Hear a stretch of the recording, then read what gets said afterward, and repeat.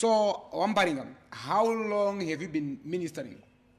Almost 13 to 14 years now. Wow. Yes. Yeah, yangu yakareba Yakareba, that's true, yeah. Ichokwadi. So, ndoda kuziya evangelist murimi rwamai tinoti muvhangeri kana kuti evangelist kuti muvhangeri ndizvo aniti so asi munhu anonzi muvhangeri kana kuti evangelist munhu akanyasita sei right muvhangeri ndiye anoita yatinoti soul winning kana kuti unoenda kundotsvaka kana kuti kunomaketa rudo rwaMwari kuvanhu kuti vanzwe kuda Mwari vazouya kuchechi vozonamata so evangelist unoenda munzira unoenda mumarketplace unoenda mukombi mapese ndiye anoenda ikoko achinonokusha avhangeri ndakakuonai muri mustreet kunona First Street uko makore apfuura muchifambisa basa raMwari muchiita basa raMwari saka ndo zvinotaura uvhangeri hwacho ndizvozvo chaizvo chingava chinhu chatingati here chinoenderwa kuchikoro kunodzidza kutoti munhambo nozonzwa kuti ndinzwise nyaya idzi kana kuti zvakamira sei kuti muite muvhangeri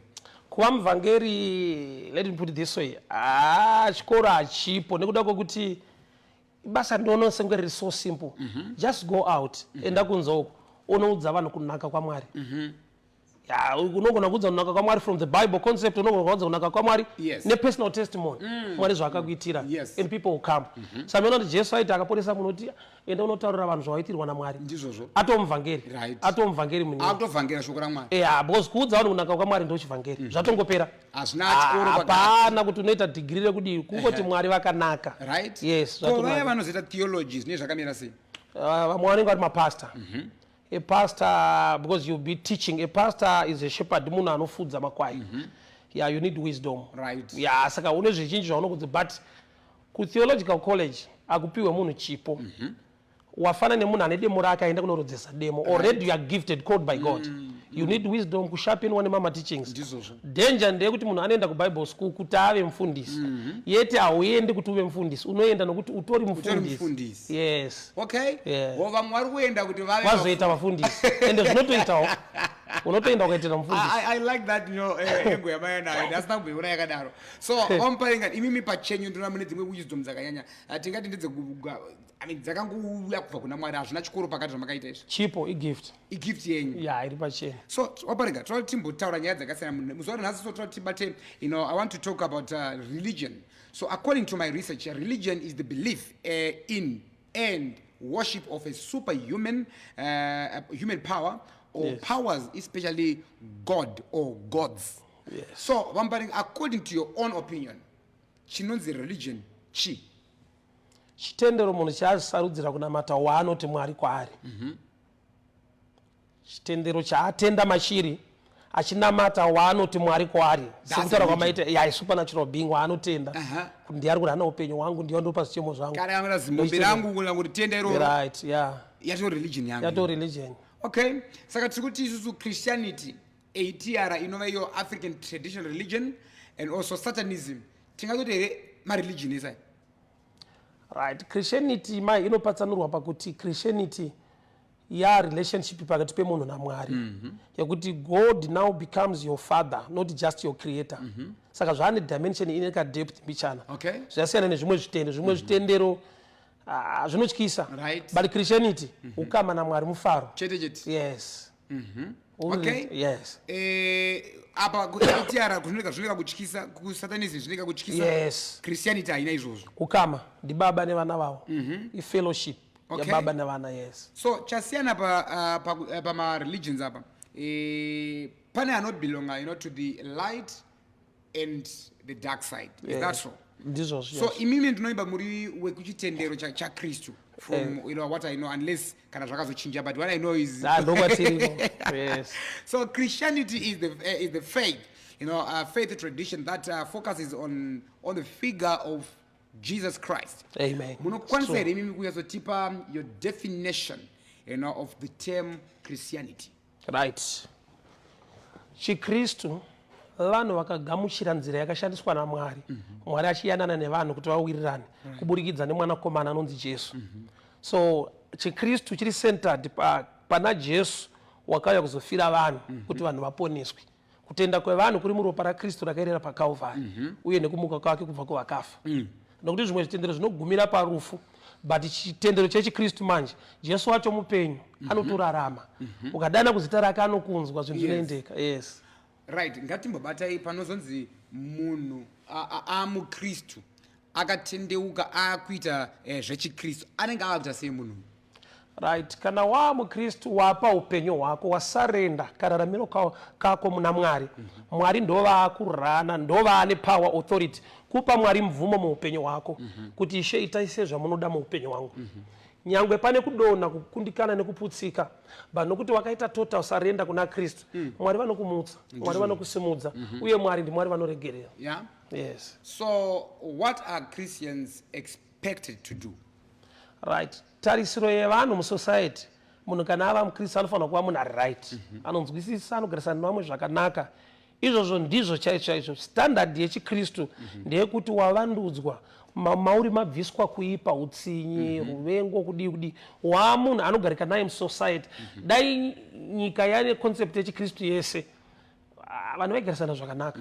Bo chikristu chinobhilivha murudo, haurege mumwe wako anenzara panext door, haubire mumwe wako. So chikristu istandard yelife yakanaka yaunofanira kupotrea muvanhu. Yes. Yes. Ko chikristu nechimuslim tichitaza nyaya yemabasa akanaka. Yes. Zvine pazvinosiyana here? Right. Tinogona kuita sekunge tajaja overall, but zvinosiyana pakudai. I've got a friend who is a Muslim and is a pastor, and Shea Blawayo. He's a good man.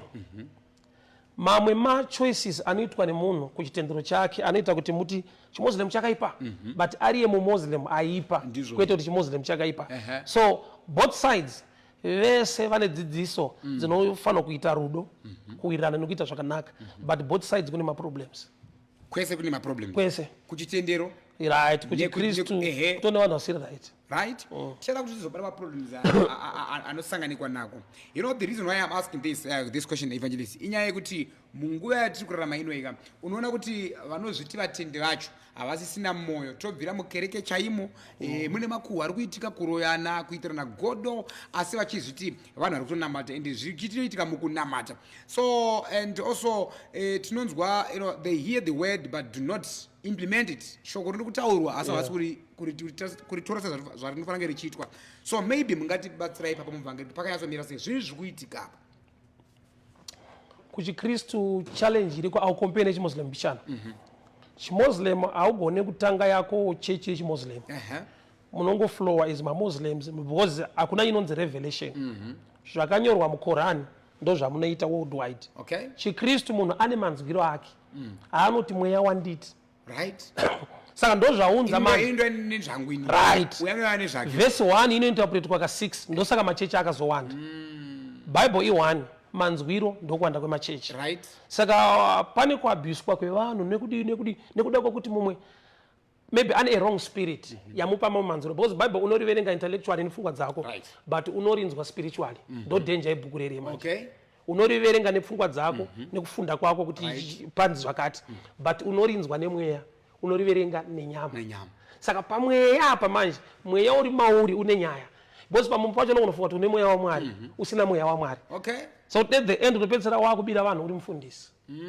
Ndo dzimwe nyaya dzamunonzwa kuti mufundisi akazotorera vanhu mari dzavo akazodi. Yes, zviriko izvo kuchikristu. Saka tingati apa kuchimuslim kune advantage yekuti hauna chako chaunokwanisa kuita. Hakuna revelation. Zvakanyorwa ndizvozvo. Unointerpreta sezvazviri. Zvazvingori ipapo. Saka tingadhe chitendero ndo mamiriro achinofanira kunge chakaita revelation yekuti ini ndofanira kungori interpreta zvandinoda, kana kuti panofanira kunge paine some principle some sort yekuti hakuna chandofanira kuchinja. Right. Nyangwe munhu akapiwa ngoni kana kuti nyasha kana spirit inomupa kuinterpreta Bible, chiri standard, chiri common, chinofanira kungofanana ndechekuti chero revelation yawawana must lead people to love, must lead people kuva neunity, must lead people to love God. Ukaona wane revelation yekuti vanhu vanotukana haisisiri yaMwari nokuti hasi Mwari wenyonganiso. Saka standard basis yechikristu kana kwanza kuwaparidza zvakadii une revelation yakadii tinongozvona zvinoguma pakuti vanhu vane rudo here vanoregererana here vanoda Mwari here ukaona zvese zvapotsa vanhu vakuvenga navakurovana wrong interpretation. Yes, because ndipo pane nyaya chitendero mazona takuchari chiri kuzobatsira pali because vazhinji godo riri kuitika mumachechi makristu vakuparadza kuparadza mwoyo wavo chaiwo through dzimwe nguva kurwadziwa nebudiriro tovamuparinga wabudirira takuti katiwaparadzi tiwapedzi zvadai tiri kuona futi mumakereke prophets versus prophets. Yes, Ollah nechechi yake uku vamuparinga nechechi yavo but they are fighting ndona kutuma vanhu vangu kunofaita chechi yavamuparinga vamuparinga vari kutuma munhu wavo kuti vanoputsa chechi ya Ollah. What is happening? Chii chiri kuitika mumachechi hukuru here chii? Gift ni character zvinhu tu zvakasiyana. A man can be gifted, he can be called by God as a prophet, but ane machallenges ake semunhu panyama ekuti jealousy yagara iri maari haana kugona kuikunda. Competition iriko among the prophets ndisingataure worldwide muZimbabwe chete unofamba nemota yakaita sei unogara kupi unozodii so they try by all means kuti vasvike kuma-levels iwayo because vari mucompetition. At the end pane kuabuswa because ukaona chiprofita chemazuva ano nyange vanhu vachiprofita chese chaizvo rudo rwarushoma because how can you charge a man ari so poor kuti akuone wakatumwa naMwari nerudo but woisa a fee yekuti you cannot see a man of God called by God to people but people havana access to the man but Mwari wacho anooneka, Mwari wacho ane rudo nevanhu saka rudo ukaona rwashayikwa pane nyaya, pane abuse yeoffice abuse yeoffice. Ini ndakadanirwa vanhu ukaona vanhu vakunetseka kuona inini ndakadanirwa vanhu ndindaabuse office. Yes, vanhu vakunetseka isu takarerwa mumatraditional churches ekuti after church maimhoresana panze muchihagana even mufundisi ndaimhoresa mazuva ano havamhoreswi vanotobuda nemota ichimhanya zvisingaite kutange pane aparidzira vanhu vanhu vabvisa offering yaiswa mumota obuda achitiza neoffering yacho haachamhoresa munhu right saka that love ende vanowanda vachiti its professionalism vanhu vanokuwandira nekudii nekudii. Jesu was moved by compassion. Aibatwa moyo kuti munhu andidambudziko rega ndimubatsire but today kana usina fee to see the man of God you are in trouble. You are in trouble. Pane nyaya these days zvamukutaura izvi evangelist zvakukonzera kuti vanhu vakawanda so vashaye chivimbo nechurch to an extent yekuti vatendi vacho vakristu havachaenda kuchechi vava kuti zviri nani ndinamatire ndiri kumba kwangu. Imimi makazvitarisa pane chakaipa here kuti munhu anga achiti nini ndakuzvinamatira ndiri kumba kwangu? There is a problem there because munhu haagone kunamata ari kumba kwake, munhu anogona kuita munamato ari kumba kwake because kunamata kuita zvinotaura Mwari munamato kutaura naMwari. So kana uri kumba hauna fellowship hauna chauri kuita nevamwe vanhu you are alone wega haunamati unoita munamato kunamata kunoinvolva vanhu. Saka Bible richiti musaregera tsika yekuungana. Why? Because asi munamato hakusi kunamata kuita munamato munamato idialogue kutaura naMwari kunamata iaction kuita zvinotaura Mwari.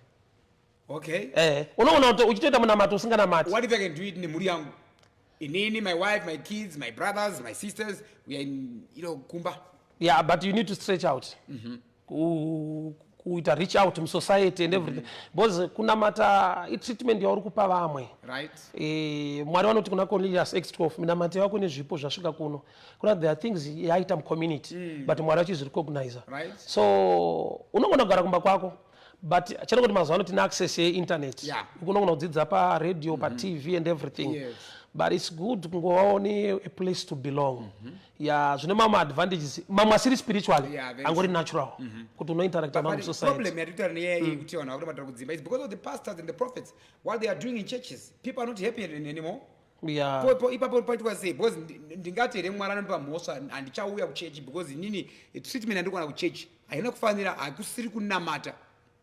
One thing into kuchechi hakusi kudenga. I agree with you but to tell you this kuchechi inzvimbo ine vanhu saka hakuna chechi iri perfect chechi iri kusangana vanhu vane machallenges ari different vari kuvavarira kuti Mwari avanatse. So to be home wega uchita andichaenda because vanhu vari kuchechi vakaipa, iwe unenge watojoina kuipa kwacho. Right. Iwe kana wakanaka, may God use you in that environment. Kuchinja environment iyo. Okay. Tiri munyu wenyika. So munyu ukaramba kupinda mpoto auchaiti. Ngaupinde mpoto usote supu iri kuvava. Supu yakaipa. Munyu unofanira kupinda mumuriwo. Right. Right. Haugari kumba. Mashoko maombe kubva kuna Evangelist Muparinga watinawo pano pa DJ Ollah 7 podcast show. And what kind of life, Evangelist, inofana kurarama ne a Christian, you know, kuti titi aiwa uyo munhu kayo, he is a God fearing person, arorama upenyu muna Mwari. Backbone yeChikristu is love. Rudo rukashayika. Bozi munhu ane rudo abire munhu. Munhu ane rudo anorespecta munhu. Munhu ane rudo anogona kuregerera munhu. Saka love ndo backbone yeChristianity. Rudo bozi Mwari wacho rudo. So ukati ndina Mwari usina rudo. Hapana. Saka love to the basis. Yeah. Which kind of love now? Because we've got agape kind of love. We've got so many types of love. All right, I can give love to many women. It's still love. I still love you last year. I don't know what if it's love. All right, yeah. But love yandikureva ndeyekuti ine respect. Yeah, inoregerera, ine forgiveness. Love yekuti mu society you don't look down upon people. No matter uyane class level ipi mu life. Yes. You respect people as people. Sevana wakasikwa na Mwari. That kind of love. Uri munhu ari reachable, anosvikirika, anotaura nevamwe. Kuna vanhu kuti love haisisi munyanya kutanza ungangoenda lower level zvitaura nesese. Jesu akatoenda kumba kwa Zakeyo. Chakamupusha kwekwe love. Because Jesu prophetically aitoti Zakeyo itsotsi anodi. But rudo reta to ubvise my excuse in society. Ushowe munhu kunaka kwa Mwari. Saka love ndo backbone yeChristianity. Jesu aitoziva. Even vanhu vemuJeriko vakatotaura kuti ari kuenda kumba kwemutadzi. Iye was away. But ari kuti ndakainga hakuna chiremba anoinga munhu asinga ndakainga varwere. Saka kana une rudo, you relate with people no matter their level.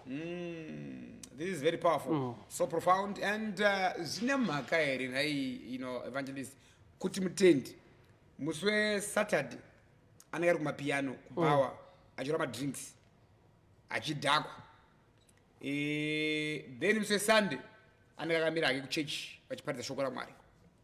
Right, danger iri apa ndeyekudai so. Mukaverenga nyaya present worship maybe for that matter. All right, Lot. Munoziva here kuti Lot anangotanga aenda kunogara muSodom. Pana Genesis 13, Lot separated naAbraham. Bible note he pitched his tents towards Sodom. Pedyo neSodom. But end result anga kugara mukati. Okay. Unotanga uchiendera madrinks. Satan haana kuchipa zvekudaro. Kuti anokurega uri kumadrinks uri mubawa. Right. Ane zvaanokuratidza. Kana ukatoendera bhora, rinoita half time. Unozoona kuti kubhora kunana kwete meso ebhora, unoona meso imomo manje. Ende uri munhu unoona. So pese paunopicha matents towards, you are gone. Protect yourself. Usaswera ikoko. Wana time yekuverenga shoko raMwari mazuva internet. Pa DS pako uri kuona vamwe vashumiri vachiparidza simbinorodza imwe simbo uchidzidza. Than kuti unoenda ma areas ekuti it becomes hard. Pane zvinoda kutizwa mu life. Zvisingatomboda prayer. Joseph akatiza mai Potifa. Pane panotoda kutiza. Ukasatiza ukaenda mu environment yacho zvinokuwana. Unotanga usingade. Unopedzera wakuda because zvinoita kuti the devil anomarketa chivi. Unonzwa loss usina kubuda nemusikana mubhaoso. Why because vanenge variko vasvinu. Unonzwa mhosva kuti saka type yako. Satana ane type yako. Hakushayizi size yako anayo. And Satana ane type yako. I like that. Anokupa. So the best way gara usina utambireko. Bashoko akaoma. Saka muri kuti here imimi munhu kana wafunga zvechechi, you know, woita zvechechi wosiya kufarira munzvimbo dzakaita semabawa. Right, kune nzvimbo dzekuti unogona kufara dzisina zvinhu izvozvo. Maenvironment akawanda indogara kwawaterfalls kwaZindoga. Pane mabhawa aripo but panze panogochwa vanhu paka mota nemafamilies achidya kana kwamereki. Exactly. Such environment dziri friendly for family. Dziri right. Ukaona environment yekuti family haipinde. Satana ane zvaakutsvaka. Ibozera baba pakaipa. Hakuna here environment yekuti inokwanisa kunge ichipinda family but ina Satan. ya imi semacouples akura baba namai munogona kuonesana kuti ona wangu kwatauya kwashata ona izvi nezvizvi nezvizvi mobuda ya but zvinoenda zviri zvipi imbotoyatsotudzai this is a no holds barred show imbotudzai zvingaita zviri zvipi alright maenda imi pamuri kunofara pouya vanhu vanomwe mutambiro ini ndomboenda kubhora nefamily right tonze namabhora edynamos family yangu yese ndeyedimbari saka mwanasikana wangu umwe musikana unzi Rutendo she's 19 akati ati ndida kuenda parudzidzwa ngoma padynamos apa chichi ndikati aiwa kana tatoya kunoko togara kukona kwedu as family apo panotaurwa zvinyadzi panodii saka inogo area unotosvika vakatokubata-bata enda una zvaunovaita wapinda mavari saka even tiri ikoko tine kona yatinoenda as family tosapota bhora redu tobuda okay I get it so dzimwe dzenguva unoziva ndiri kungonzwirirawo nekungo munhu ari kungozvinwirawo doro rake haana upombo hwaari kuita haana chakaipa chaari kuita munhu ari kukanganisa here mubvunzo ndiri kubvunza kuvakristu vanomwa wawa alright wawa unoinfluensa mind unobata pfungwa dzemunhu munhu ane maplans aanoronga anwa amwe aanogona kurigreta asina kuna bhaibheri rinotaura Genesis 11 pamusoro pemurume unonzi noa ainwa akarohwa nedoro akabvisa hembe dzese mwana akayamutenda akasvika baba wakashama so isi kuti doro rinokushamisa kwete hembe kubvisa hembe chete but mamwe maareas elife ekuti even uri pamba noa anakuenda kubhavaka padheni but akabvisa hembe aripo pamba mutende rake vana vakapinda wana mudhara haana kupfeka sai mutotaura kuti mimi chero kamwira pamba pako wawa una basa neenvironment because unopinda mubrain umu ndo mune nyaya kana kuti unoya muchechi unotanga kutopopota urimo bhozi rerapinda iwewe saka ndo danger idoro racho ko panozonzi mwasosararadze munoti kudini scripture iyoyo aiwa iko mastatements asi scripture bhaibheri rinoti doro hakuna inonzi mwausararadze aiwa hazvitomboita kuti unoregere kuraradza bhozi unotonwira kuraradza kwacho indaimbonwa there's a scripture inotaurwa napaul achiti Timothy for the sake of your stomach angane challenge dzemudumbu take a little wine but munoziva here kuti alcohol yagara inopinda miri medu through medications and everything but iri controlled iri limited nauye beer ine challenge pakuti you cannot control kana watanga chinhu chine spirit behind chinhu chine addiction behind and zvaunofunga wanwa zvimwe zvacho 3/4 unoregret zvaunofunga wanwa unoregret unenge kune vamwe vantu yachitoshanda vantu vanoda kutanga vambonwa vamwe vala kumboputa kuti anyatsofunga zvinyatsofamba zvakanaka ine zvichobuda zvinhu zvake so munoti kudini vanhu vakaita sevavo right kune zvinhu zvekuti taisa bible paside health wise smoking is not good health wise pasina bhaibheri so there are times yekuti uri kuchiita hauna mwari wawatadzira but because uri kutadzira your own body it becomes a problem now amaona here kuti munhu akaita suicide polisi pane yazotora body inotanga yamurowa unoziva it's a law yekuti watouraya because iwe hauna right yekutora upenyu including hwako you see so by taking in zvinouraya upenyu hwako it's more like uri kuita suicide but in a slow way okay so tiri panyaya dzekutadza evangelist chii chinomba yatonzi chitadzo ichi chitadzo what is a sin alright sin kuenda off track pazvinhu zvinodiwa namwari chivi chakafanira kuti tikaenda papa alright tiri munew testament the 10 commandments dzakauya naMoses but there are things zvekuti whether pakaiswa 10 commandments or hapana chinhu icho chagara chakanaka chekuti haufaniri kutora mukadzi womumwe wako haufaniri kubira mumwe wako izvozvo ndo zvivi zvokuti you disturb the community you also offend God nezvinhu izvozvo yes ndo zvinonzi chinhu chekuti ukachiitirwa iwewe haufare chiri mugurupu rezvivi koupombwe hawesi two consenting adults vanhu vawirana kuti chamareka isusuka anditochimhanya but havasi married but the door yekuchimhanya iriko through marriage saka matopinda nepawindo hatina kupinda nepadhoo hamuna kupinda nepadhoo asi hapana pamataura yekuti chisingafadzi mumwe but apa in this case ini nemwangu tiri kufara but tawirirana tiri kufara muri kufara mafara muchitadzira mwari muri two God is not happy why because hamusi married mwari haasi kufara dhoo rekurara mese rakavhurwa pamarriage kumwe kwese uko ariko hapana kana watorida utongopinda mumarriage ko papa panonzi dzimwe nguva ndotadza nekusaziva pamwe ponzi ndinotadza nekuziva zviri kunzi kudiya pauvhangeri zviriko. There are times ekuti mukoma Ollah ndogona kukuofendai anawe zvekuti ndikutofunga kuti muri kufara kuti but nditaura dzimwe nyaya imi mongonyarara musimuzo ndiuza kuti but pai wakabhaisa ndoti mwangu ndaitori ndasina intention iyoyo ndaitoda kutoseka newe kufara newe moti aiwa ini handizvide. Kune munhu wekuti nemafriends ake vanogona kumupa nickname but nickname iye akaishedzwa nemwe munhu outside anotsamwa ungandidaro unganditi shoti iwewe but kune munhu kuti akapfupika genga rake sere nomuti shoti but pakauya munhu asingaseke naye akamuti hesi shoti but iwe unongochiti ndingoseka ndiro shoti here saka there are times kuti unozviita uri anawe ipapo ndiri kubata because mashoko iyayo anowanzokupinda achishandiswa asi vanhu vasingazoziva kuti tiri kumashandisa chaipo chaipo here kana kuti papi. Mumaziso aMwari zvitadzo zvakafanana here sekuti maybe ndaba poita munhu auraya munhu ndoona sekuti chitadzo changu ininika chinonge chiri nani pane chekupedza upenyu hwemumwe sandizvo here nai apostle right. Tichizvikompera chimwe chihombe pane chidiki but tichizvipa zita $100 ne$100 imari but haitengi dzakafanana but pakanzi vane mari sumukai ane $1 anosumuka $100 anosumuka saka pazvizvi kanzi akauraya munhu sumuka akabira munhu ballpoint sumuka makutotsva wese zvoti unotorwadziwa negehena racho ndakabawo chidiki value wakutonochira Mwari haazooni value here but value yechi $1 but 100 kati zvinongonzi mese makaba ingopindai mumatokerwa mwe chete ndisingazive pakutonga kwaMwari but tichiclassifya zvivi $100 ne$100 imari achiva neavhara vanhu mari mese matadzi saka muchiona kujeri munongonopinda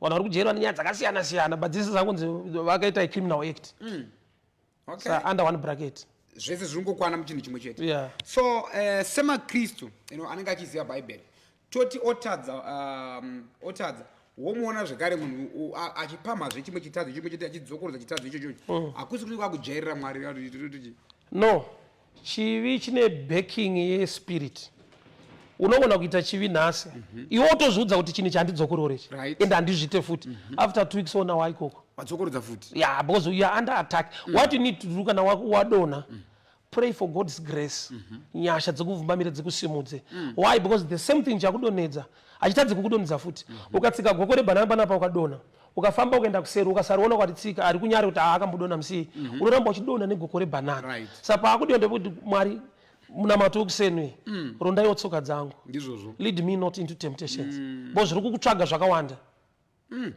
toda nyasha kutadza uku kune type yevanhu here vanonzi vanotadza ngoti isusu vateveri veshoko raMwari kana tine tichiparidzwa kuchechi kana kuti kutadza uku nemiwo mafundisi kuri overall zvinoti kana bishop wangu natodarika vatendi kutadza matadziro acho zvekutoti ukatozinzwa unobata musoro kuti ndibishop era because munhu vanhu hatinganyazoti pazvitadzo zvinonyanya kubatwa nevanhu vaMwari vavhangeri vaMwari uku itaipi ipe zvitadzo kune 3 classes dziri more dangerous to attack. Number 1 ladies kana ari murume kuwakadzi number 2 money, the love of money number 3 pride vanhu vakakubiga vakakomberera maoko vakakusimudza so yozonzwa kuti ndiripo so pride, love of money and women but 3 apa pane nyaya ko kumadzimai tine madzimai mavhangeri ariko pavanofirawo ndepapi pride inoita creep in kwavari love of money inoita creep in pavari ende neiyoyi area iyoyi yevarume ore kwachito zvarume kuti vari married chinhu chinonzi anointing chiri dangerous pakudai so chinoattracta so attraction yacho haina limit, you can attract everything saka pachitozoda inonzi self control, self discipline. One day ndakabva kushow name vanhu vari kufona tasiya namba then imwe musikana ndokubva afona so I just like you zvatotanga I just like you atosiya zveshow yese zvikanzi I want to see you, I just like you. So you see, how did you handle that one? Ndakangodelete namba dzacho akurasika but imwe nguva yekuti imwe nguva maita love back maita like back aiwa angakutaura zvokuti my crash kuzodira taakukirasha papi.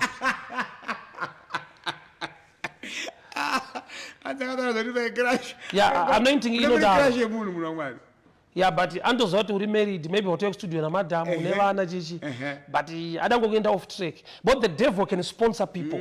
Munoziva kuti downfall yapastor inonyanyodiwa sereke kuheona devil. Why?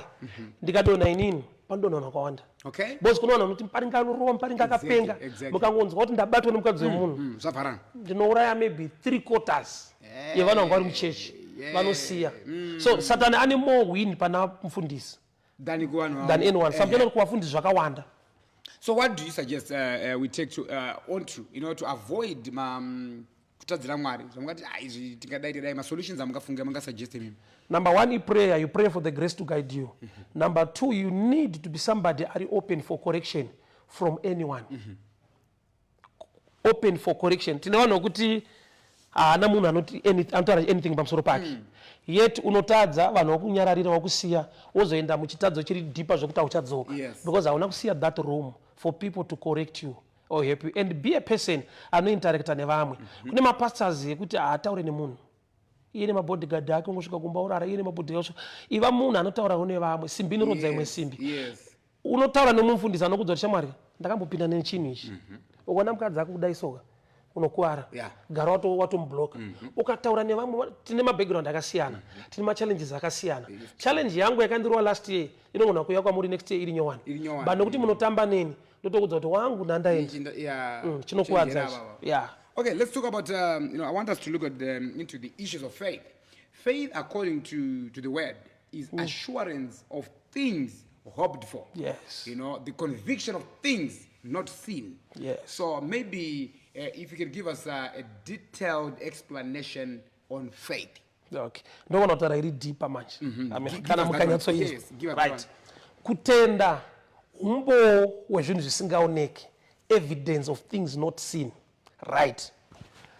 Pamazwi tichitsanangura zvinhu zvisingaoneki, but spiritually deeper now. Evidence chaiyo chinhu chiri tangible. Manje aBhayibheri rati evidence of things not seen. Yet whether kuti evidence thing must be seen.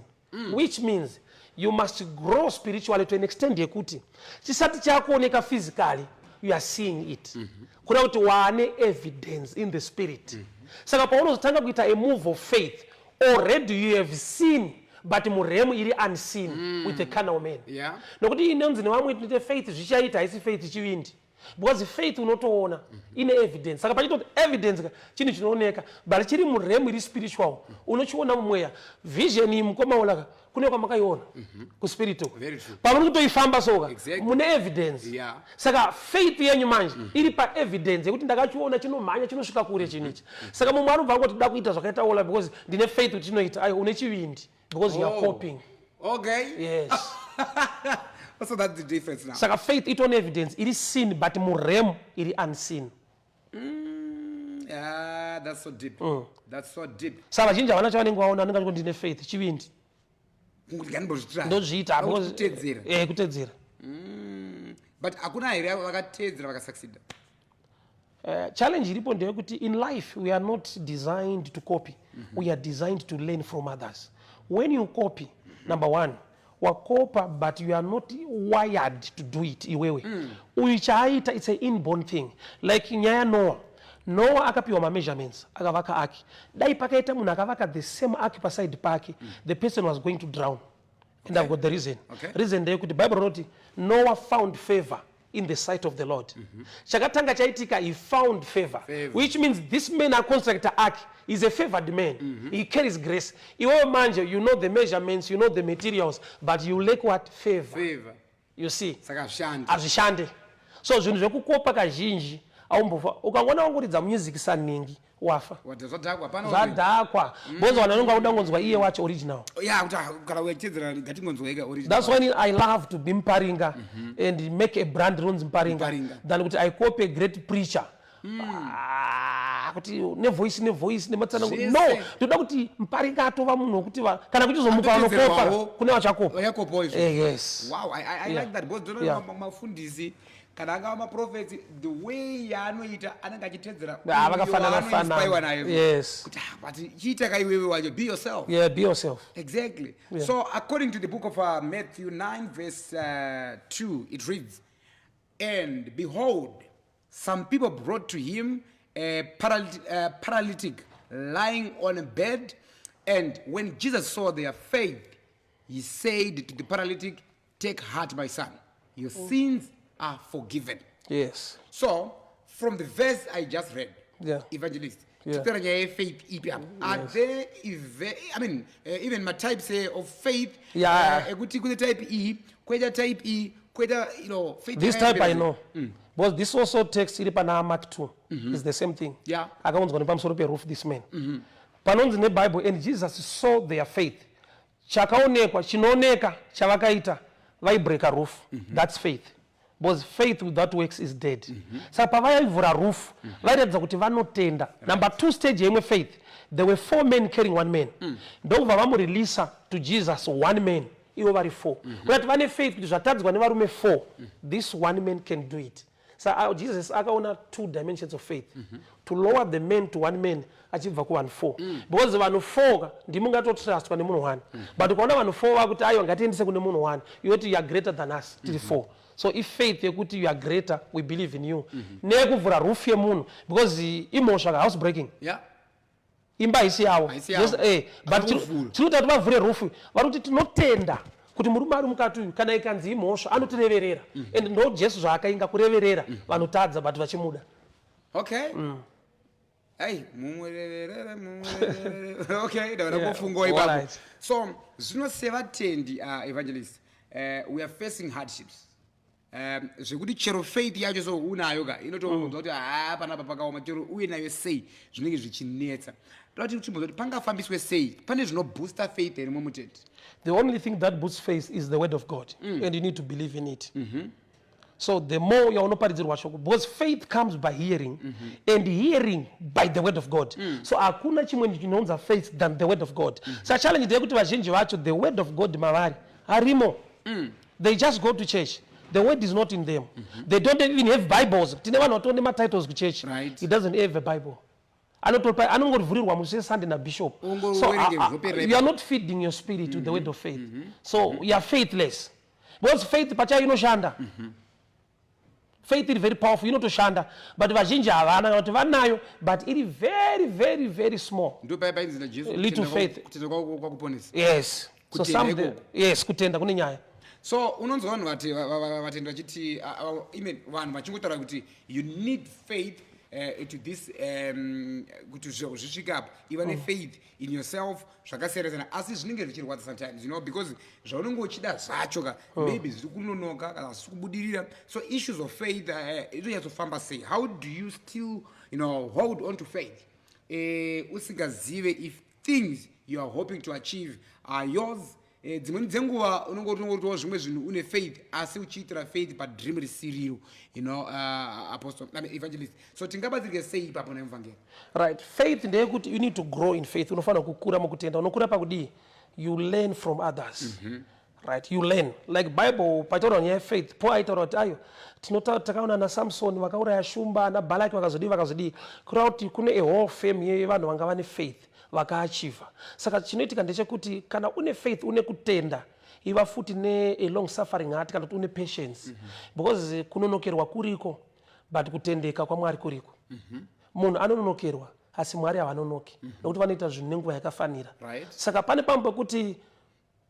waisa faith muchinhu choramba kubuda munoziva kuti pane zvimwe zvinhu zvakaramba ende ndopakava ne turnaround yekuti zvimwe zvinhu zvaidika muupenyu zvinhu ndopa zvakabvuma okay yeah pane zvakaramba but zvakagadzira chinhu chakazodiwa zvekuti unotobata musoro kana like me exactly when I started preaching ndandadzingwa basa okay yeah nekambani neshanda granite site pangogadzirwa nyaya zvitadzingwa ndikachema ukazikomiti kaza unomita zvikaramba but the word just came to me to go out and preach shoko iroro rarisingatrustike dai ndiri kubasa ndaitonzwa senge ndisatani Yes. but apa ndandine nothing to lose kana ndanzwa shoko rekuti ndinoparidza ndakutoenda and things begin to happen saka panopamba kuti mwari unotaura newe munzira yausinganzwisise but vanokubatsira manje mwari vanokubatsira chausinganyatso understanda ndino zvafanana nemwana mudiki mwana wangu kumba ndichitaura naye kadiki kuti kadye sadza andikati idya sadza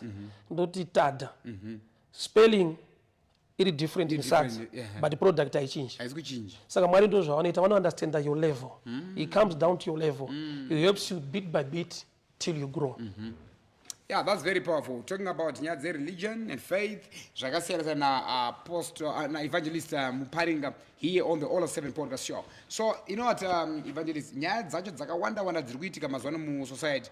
Ndroti muti bati tiri religion dzichinjera. Mumbo tinyatsotoredza mazwana takuona vafundisi vachiatakana nambo bati kumashuro. Yes. Mafundisi vachituka vamwe vafundisi. The likes of I've seen you know for a fact Apostle Chiwenga attacking you, attacking others as well, so many others. You know, what's your take on that one? Yeah, mukudanwa na mwari unogona kushayiwa maturity number 1, unogona kushayiwa kugamuchira vamwe kuti mwari wakatidana takawanda tinosiyana the angle yekuunza shoko but after all we are bringing the word to people saka pamwe pacho ndope kuti unenge une inborn jealousy unofanira kutofighta kuti ubatsirike because atifanani asi takadanwa namwari mumwe chete akafanana saka mumwe anogona kuachiva chimwe chinhu ari a preacher chausina kuachiva iwewe as well saka unenge wava kuti itsotsi achiwana sei ini ndisina but zvinoitika kuti mumwe anofamba nendege achishumira mwari mumwe achifamba netsoka achishumira mwari ari mwari mumwe chete akavadana zvine zvikonzero zvichida pamwe nemikana yemunhu yaazarurirwa kuti achive chinhu ichocho ukashayiwa ehatu to respect grace dzine vamwe uye nekuti tinosiyana calling tinogona kufanana but grace can be different saka no maticha anogona kufanana but level yakasvika teacher uyu ane degree ane diploma saka pane zvatinosiyana takadaona namwari akafanana taakutofanira kugamuchirana takatodaro kuti mumwe muprofita mumwe muvhangeri mumwe nditicha saka umwe akaprofita usingaprofiti the prophetic yake ikamuvhurira madhoo akakura muupenyu kana wealth unonzwa sekunge aiwa haasi munhu wamwari haasi mwari unotanga kutotuka vamwe but chiripo ndechekuti hatina kufanana zvipo zvedu nemalines ekuticha zvatinoita chatakangofanana ndechekuti tese tiri vanhu vamwari takadanawo namwari so ukazvigamuchira izvozvo ya okay mashoko mahomba but do you subscribe to his gospel? No, but it does not make him fake. He's not fake. Please elaborate on that one. All right. Mpurisa akabira munhu hanzi tsotsa anonzi ofisa vavhara munhu. Okay. He remains a man of God with a lot to learn from others and to have a heart to accept others. Because ndo pari kuva center yehatred yake. When I started ministering Pana Fest 2006, he was working para BZ security. Okay. He used to come and sit down to listen to me for almost 4 years. Serious? I got a roy pambira. Pana Fest pa pani bench so. Do pa igara. Almost 4 years listening to me ndichiparidza. Supporting me as well. But when he started now, ndo pa akaita problem.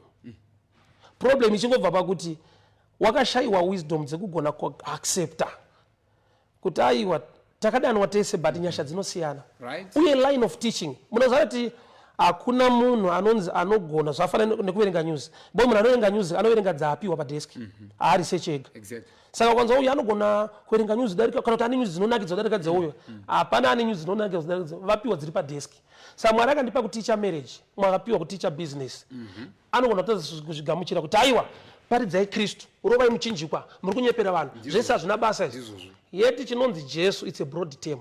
One, he is a person. Number 2, he is the word, my principles. Health is part of Jesus' ministry. Saka mwari unogona kudana the likes of Prophet Magaya for healing, and I got to spend the rest of his life healing people, praying for people. Out. He has done what the Lord has called him to do. But to the standards of people, asikuruwa mchinjikwa. Yeti pa mchinjikwa pane healing.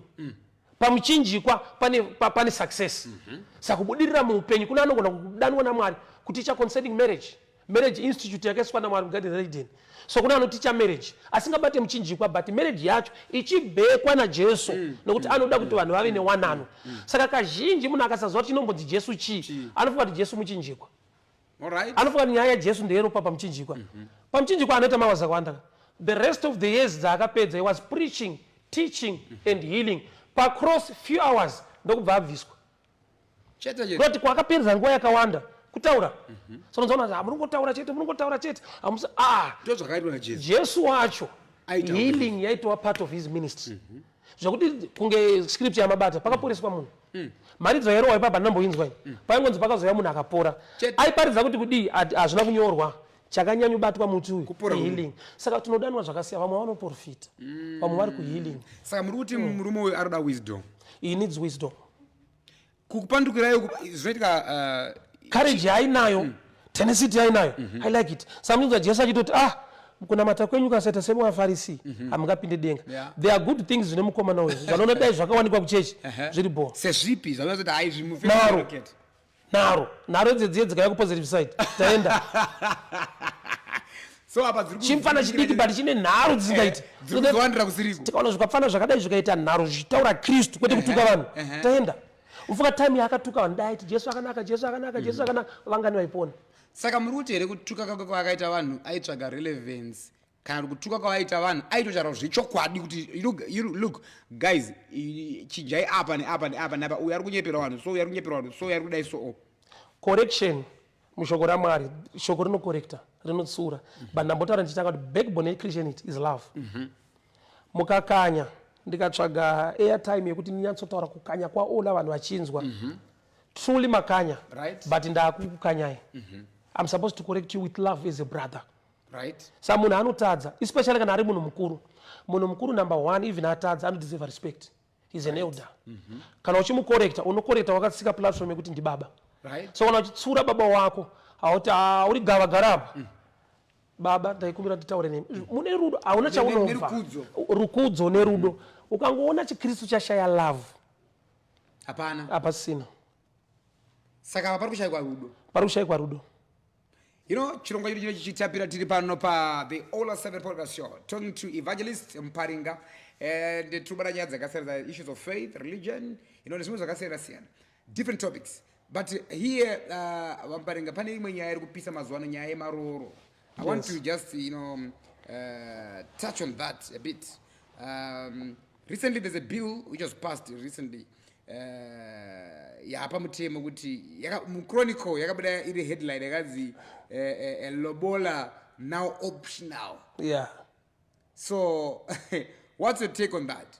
Is it supposed to be optional according to your to your belief, religion? All right. Is it supposed to be optional, compulsory, or tutoitedza tibatsirei baba? Right. Ipapo ndichidambo correct that headline yeChronicle. Tikuona sekuti vainyorera maZimbabweans here vashona here modzi marudzi akasiyana. Nyaya dzekuroora dzine chekuita netsika dzekwarora munhu nekwarorwa munhu. Saka ikangoenda ichingonzi optional panewspaper. Marudzi kune rudzi rwagara rekuti ahubvise mari kumachawa. Ndine mafriends machawa ekuMalawi. Ekumangochi. Ahubviswe mari. No, ahubvise mari ukama. Munongoita kanenge ka party so. Maroorana. Otogara nemukadzi wako. Sa ivavo kana vakanzwa izvi haisi nyaya. Kwavari it's just zvagara zviriko haisi nyaya. But kune marudzi akasiyana muZimbabwe. Ende kune imwe value yaunogona kupa pakutora mwana wevanhu. Ukanzi it's optional chero zvamaita zvinoluza value yechimwe chiremerera chiripo pakugarisana. Abuse inobva yanyatsovhurirwa door manje. Abuse inouya here Apostle Evangelist muri kuti abuse inouya here kana munhu atora mwana wevanhu asina kumuroora oro abuse inini mafungira ngo kutouya kana ndabvisa mari yangu yakawandisa 10,000 yangu ndakudhirirwa. Abuse yepakabviswa mari yakawanda ine ka limit. Abuse yekuti chinhu chemahara sikwera ndanomwe mukadzi kumarondera anondibvunza papi pane ichiri pakati pedu chakatisunganidza. Hapana.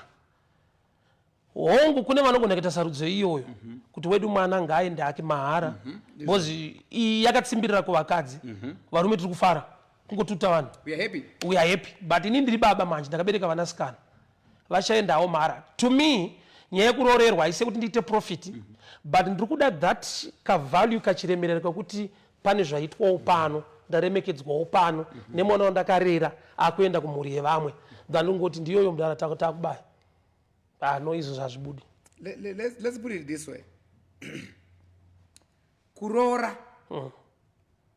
hakusi kutenga munhu here, munhu anotengeswa here according to you. Hakusi kutenga munhu. Izvo ratingaise riri nani kuappreciate. Appreciation. Imimi apostle. Appreciation munoicharge here. Haichajwe zvayo. Then takutodzima. Kune imwe appreciation yekuti ukaipiwa unonzwa ndatsvinyirwa. Let's be real on that one. Kune appreciation yekuti ukaipiwa unonzwa kuti uku ndokuwanzira nawo mana ndo matenderwo angaitwawo munhu here. Patorwa mwana womunhu. But in this case, maroro atopuwa list way before you come. Uri kupuwa list yako obva watoziva parapaka iwe wakatsvaga mari remusoro 5,000 3,000 uchienda mberi ma-thousands atane zvawaya.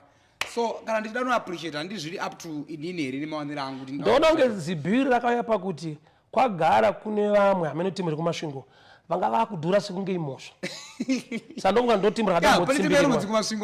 Ukanorora kumasvingo mahwani chaiwo. Unenge wapatopara mhosva. Imhosva. Sa maybe zvinobva pakudaro kuti vanhu vobva vanyanya kuomeserana garai magadzira chinhu ichi. Kune vaitotargetwa saka vamwe vakungobenefitwa kutora vanhu mahara. But kune vanga vachidhurisa zvokuomesa zvokuti patenge pasina ukama kunge utsinye kuti kana patodai so kana muchato hatikupei kana patosai wedu mwana haende. Inenge zvokuti mwana wachapedzera akutochema kuti baba vari kunditsimbirira ndokuda kuroorwa. But ipapo pakanyatsomira sei nai Evangelist kuti saka kune mamwe churches kana even dzimwe dzimba dzinotaura kuti hatikupe mwana wedu usati wachata. Muchato unosungirwa munhu here. No, zvakudependa nemaindividuals but haisi nyaya yastereki yekuroorerwa. Ndofunga ine chekuita nefamily yaroorerwa munhu kuoma kwawo musoro nekuunderstand life. Ini ndine mukwasha ndakaroorerwa. Zvimwe ndaitoita kuudzwawo nevamwe vanin'ina vangu naanaba munini kuti komo itai apa to me ukama handina kana pressure nazvo. Handina kana pressure nazvo. Zvinoti ndofunga kwangu ni mukwasha akatobenefita because mwana wangu achienda navanhu amupa imwe motikari musikana wangu mukwasha shamari.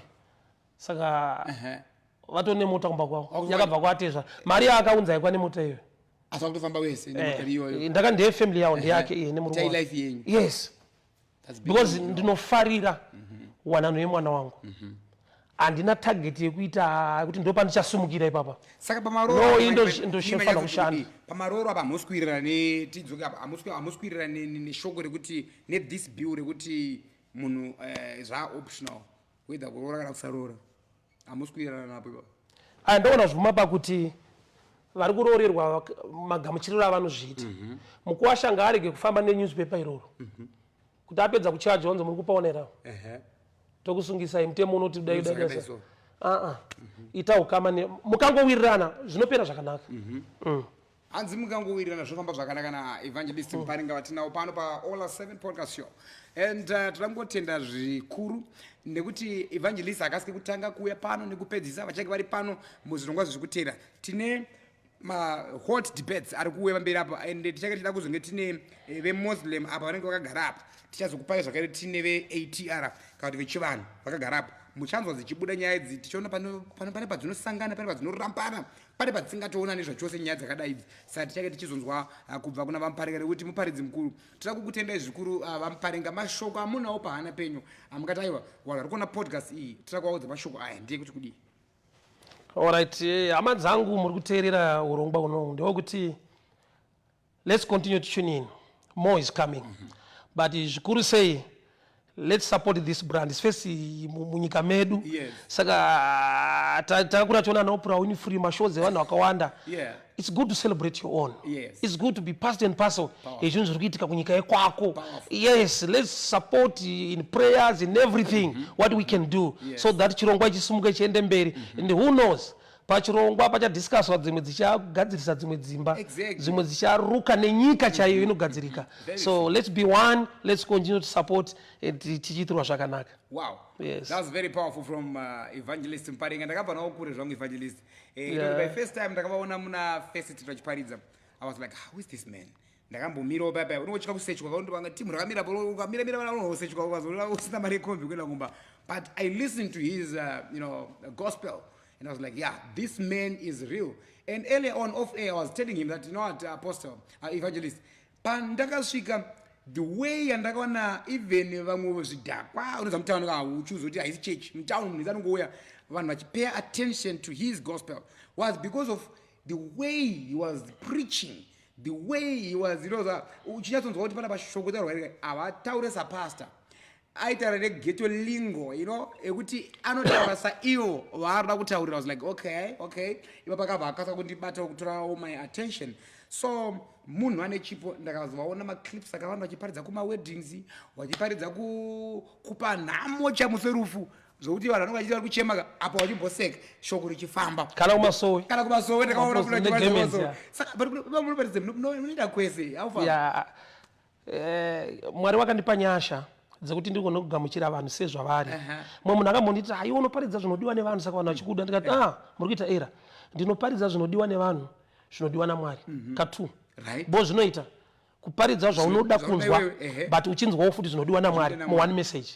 Saka munhu ndinoakomoditeka nawo kana panhamo kana paine pai. Yes, izvozvo ndinogutsikana nazvo because ndakaona mavidheos akawanda so vamuparinga vachibva kure kusvika pavari apa. He's a respected figure here in Zimbabwe. I also respect him. So vangade kukubatai evangelist, vangade kukubatai papi mimi? Ino vanondibata whether pa Facebook kana pa WhatsApp. Yes, my WhatsApp number +263 772 914 701. Mangangoti dzokorodza zvakaye +263 772 914 701.